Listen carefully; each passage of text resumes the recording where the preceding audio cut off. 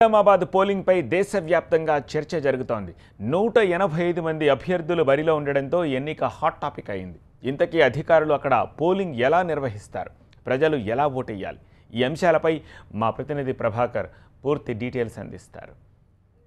నిజామాబాద్కు సంబంధించి 185 మంది అభ్యర్థులు ఉన్నారు. నోటాతో కలిపి 186 గుర్తులుగా మనం చెప్పొచ్చు. దీనికి సంబంధించి 12 బ్యాలెట్ యూనిట్స్ని ఎలక్షన్ కమిషన్ వాడుతుంది. చాలా ప్రతిష్టాత్మకంగా నిర్వహిస్తున్న ఎలక్షన్స్ ఇది. దేశంలోనే మొట్టమొదటిసారిగా ఎలక్షన్ కమిషన్ ఈవీఎం పద్ధతిలో ఇంతమంది అభ్యర్థులతో కండక్ట్ చేస్తున్న ఎలక్షన్ కమిషన్ కూడా చెప్పింది ఇది మేము ఛాలెంజ్గా తీసుకుందామని. అసలు ఎట్లా ఉంది ఏర్పాట్లు అనేది చూద్దాం. 12 ఈవీఎంస్ ఇప్పుడు మనం చూస్తున్నాం. పోలింగ్ జరిగే ప్రాంతానికి మనం ఎంటర్ అయ్యాం. ఇక్కడే ఓటర్ వచ్చి ఓటు హక్కు వినియోగించుకుంటారు. 1, 2, 3, 4, 5, 6, 7, 8, 9, 10, 11, 12 12 ఈవీఎంస్ ఇక్కడ అరేంజ్ చేశారు. దీనికి సంబంధించి ప్రతి దానిలో గుర్తులు ఉంటాయి. ప్రతి దానికి సంబంధించి వాళ్ళ పేరు, అభ్యర్థి పేరు గుర్తు ఉంటుంది. ఈసారి నిజామాబాద్ పార్లమెంటరీ నియోజకవర్గంలో 185 మంది అభ్యర్థులు పోటీలో ఉన్నారండి. నోటాతో కలిసి 186 మంది అభ్యర్థులకు మనం గుర్తులు కేటాయించడం జరిగింది. ఈ 186 మంది అభ్యర్థులకు మనం కేటాయించినటువంటి గుర్తులని గౌరవ భారత ఎన్నికల సంఘం వారు ఎలక్ట్రానిక్ ఓటింగ్ మెషిన్లు ఉపయోగించి ఎన్నికలు చేయాలని నిర్ణయించినందువలన మనం ఏం చేస్తున్నామంటే 12 బ్యాలెట్ యూనిట్లలో ఈ 186 గుర్తుల్ని మనం అకామిడేట్ చేయడం అనేది జరిగింది.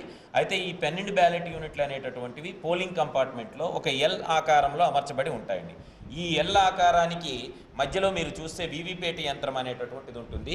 ఇటువైపు 6 బ్యాలెట్ యూనిట్లు అనేటటువంటివి ఉంటాయి. సో ఇలా అమర్చడానికి కారణం ఏంటంటే ఇది తక్కువ స్థలాన్ని ఆక్రమించేటటువంటి అమరిక. రెండవది ఏంటంటే ఓటర్ ఓటు వేసిన తర్వాత తను వేసినటువంటి ఓటుని నిర్ధారించుకోవడానికి వీవీప్యాట్లో నిర్ధారించుకోవడానికి కూడా సమయం దొరికేటటువంటి అమరిక అనమాట. అందుకని మనకి ఈ ఎల్ ఆకారం అనేటటువంటిది ఏర్పాటు చేయాలి. సాధారణంగా పోలింగ్ కేంద్రంలో అయితే అభ్యర్థి పేరు 3 భాషల్లో ఉంటుంది, అభ్యర్థి ఫోటో గుర్తు ఉంటుందండి.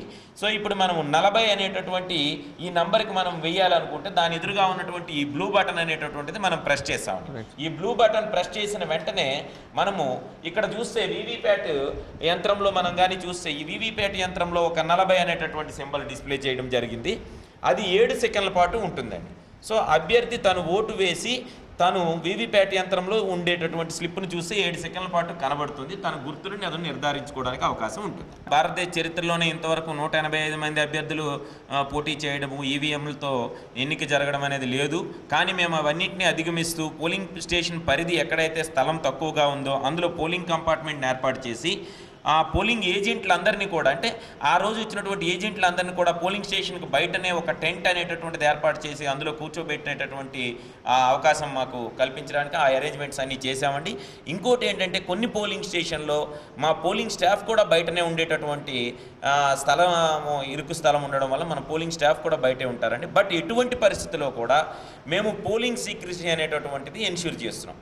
ఈ పోలింగ్ అనేటటువంటిది రహస్యంగా జరగాలి. ఎందుకంటే ఈ పోలింగ్ సీక్రెసీ ఎన్ష్యూర్ చేయడంలోనే మాకున్నటువంటి అతిపెద్ద సవాల్ కనుక మేము ఈ ప్రక్రియను చేపడుతున్నాం. సో ఓవరాల్గా అయితే నిజామాబాద్ జిల్లాకు సంబంధించి చాలా ఇంట్రెస్టింగ్ ఇష్యూగా మారింది. 185 మంది అభ్యర్థులు, నోటాతో కలిపి 186 మంది అభ్యర్థులు.